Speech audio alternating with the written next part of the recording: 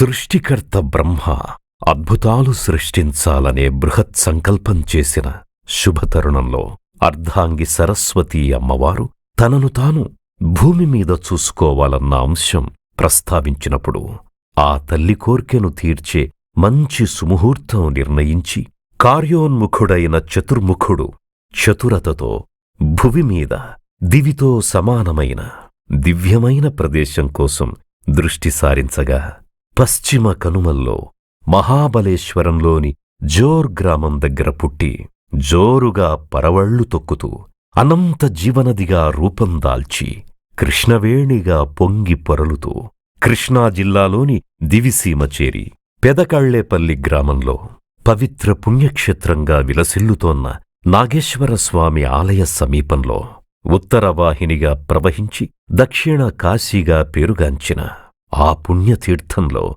ఎంతో కాలంగా సంతతి కోసం సుపుత్ర ప్రాప్తి కోసం పరితపిస్తోన్న వేటూరి చంద్రశేఖర శాస్త్రి కమలాంబ దంపతుల అన్యోన్య దాంపత్యం చూసి మురిసిపోయి అమ్మవారి అంశను కమలాంబ గర్భాలయంలో ప్రవేశింపజేసి పుంభావ సంభవం అని ఆశీర్వదించారు.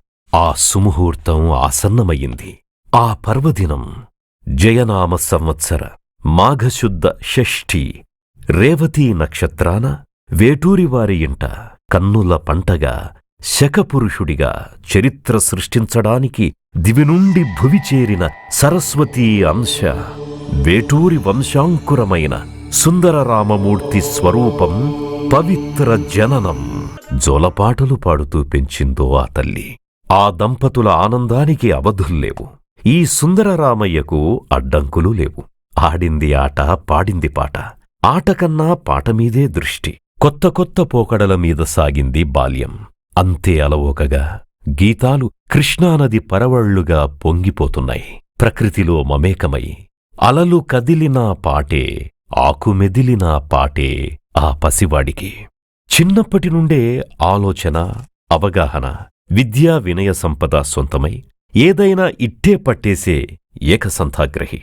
అది పాట, పద్యమా, కవిత, ఏ సాహితీ ప్రక్రియ పట్టుకుంటే అందులో ఆకాశాన్నందెంత ఆవేశం, తారతారకీ నడుమ ఆకాశం ఎందుకో అన్న ఆలోచన. కాని హద్దులులేని ఊహాలోకంలో విహారం. కథలు, కవితలు ఒకటేమిటి, అంబ పలుకుతుంది. ఇంటి దగ్గర్లోనే సత్యనారాయణ చేత తన రచనలు చదివించి అసాధ్యుడ్లా ఉన్నావే అన్న ప్రోత్సాహం. ఏది చదివినా మస్తిష్కంలో నిక్షిప్తం. కాలంతో కలసి ప్రయాణంలో పత్రికారంగంపై ఆసక్తి, అనురక్తి. ఒక్కసారి వింటే చాలు, అది పత్రికలో సమగ్రంగా ప్రచురితం. అది ఆయన చతురత. సహోద్యోగులుగా బాపూ రమణల స్నేహం, నార్లవారి ప్రోత్సాహం వెరసి చేసే పనిలో నిమగ్నం. భారత తొలి ప్రధాని జవహర్లాల్ నెహ్రూ ఉపన్యాసం అత్యంత వేగంగా మక్కికి మక్కి తెలుగు అనువాదం ప్రశంసల వెల్లువ. ఇంతటి ఘనాపాటి సుందరయ్యకి సహధర్మచారిణి ఎవరవుతారో అని ఆలోచన. అక్కడ అమ్మాయి ఇంట్లోనూ ఇంత మంచి కన్యకు ఎంత మంచి సుందరాంగుడు పెనిమిటవుతాడో అని అనుకున్నది ఆలోచనే. అప్పుడు కుదిరింది సంబంధం. సీతామహాలక్ష్మి అయ్యింది సుందర రాముడికి అర్ధాంగి. వీరి అన్యోన్య దాంపత్యానికి భగవంతుడి కృపగా ముగ్గురు పుత్రులు రవిప్రకాష్, చంద్రశేఖర్, నందకిషోర్ వారి ఇంట ఉదయించారు. యువకుడిగా విజయవాడలో విశ్వవిఖ్యాత నటసార్వభౌమ నందమూరి తారక రామారావు కంటపడి చలనచిత్ర పరిశ్రమకు రమ్మన్న పిలుపు.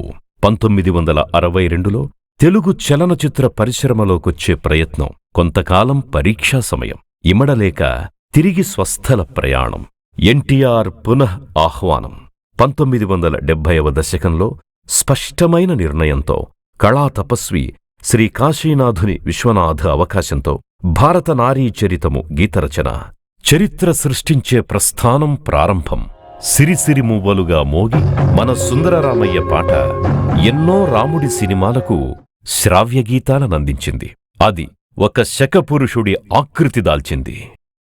శ్రీ వేటూరి సుందర్రామ్మూర్తిగారు తమ సుదీర్ఘ సినీ జీవిత ప్రస్థానంలో ఎవ్వరికీ సాధ్యం కాని రీతిలో 91 మంది దర్శకులతోనూ, 64 మంది హీరోలతో, 43 హీరోయిన్లతో, 90 మంది సంగీత దర్శకులతో 64 మంది ప్రొడ్యూసర్స్తో 1500కు పైగా చిత్రాల్లో గీతరచనతో పాటు సినిమాయేతర గీతాలు దాదాపు 7000 రచించారు. అందులో మనకు లభ్యమైనవి 6300. సింగిల్ కార్డ్ రచయితగా 450 చిత్రాలు, 50కి పైగా భక్తి గీతాల ఆల్బమ్స్, తామే నిర్మాతగా 12 భక్తి గీతాల ఆల్బమ్స్, రాష్ట్ర ప్రభుత్వంచే 6 నంది అవార్డులు, ఉత్తమ గీత రచయితగా 1 జాతీయ పురస్కారం, లైఫ్ టైమ్ అచీవ్మెంట్ ఫిల్మ్ఫేర్ అవార్డుతో సత్కరించబడ్డారు. ఇంతటి ఘనమైన అనితర సాధ్యమైన రికార్డులు ఒక్క వేటూరిగారికి మాత్రమే సొంతమయ్యాయి. తనకు 70 వయస్సు దాటినా తన మస్తిష్కం ఇంకా 16. ఉప్పొంగే గోదారే. అపారమైన జ్ఞానం, అద్భుత ధారణాశక్తి, సినిమా పాటపై అనురక్తి, ప్రతి పాటలో కొత్త పుంతల పోకడ, అప్రతిహతమైన విజృంభణ, విస్మయం చెందించే వైచిత్రి, ఔరా అనిపించే వైవిధ్యం, ఎన్నో వందల సినిమాలను విజయవంతం చేసిన కలం, ఎన్నెన్నో గళాలతో అనుసంధానమైన గీతం, యువరచయితలను సైతం ఆశ్చర్యపోయేలా రాసిన వైనం. అనితర సాధ్యం అన్న మాటకంటే ఇంకేదైనా పెద్ద పదం అవసరం ఆ పుంభావ సరస్వతిని పోల్చడానికి. జాతస్య మరణం ధ్రువం. అది 2010 మే 22వ తేదీ. అమ్మా, నువ్వు అప్పగించిన పని నీవు నాయందు ఉండి చేయించావు. నా రచనలన్నీ నీ పాదాలకు సమర్పిస్తున్నాను. మరి నీ అభిమానులు ఒప్పుకుంటారా అని అమ్మ అడిగితే, మనందరితో కవికులాలంకార పుంభావ సరస్వతి శ్రీ వేటూరి సుందరరామ్మూర్తి అమ్మ ఒడిలో హాయిగా నిద్రిస్తూ, ఆయన పేరుమీద జరుగుతున్న ఈ కార్యక్రమాన్ని వీక్షిస్తూ, తన గీతాలు అందరికీ అందుబాటులోకొచ్చాయని ఆనందిస్తున్న ఆ సుందర రామయ్యకిచ్చే నివాళి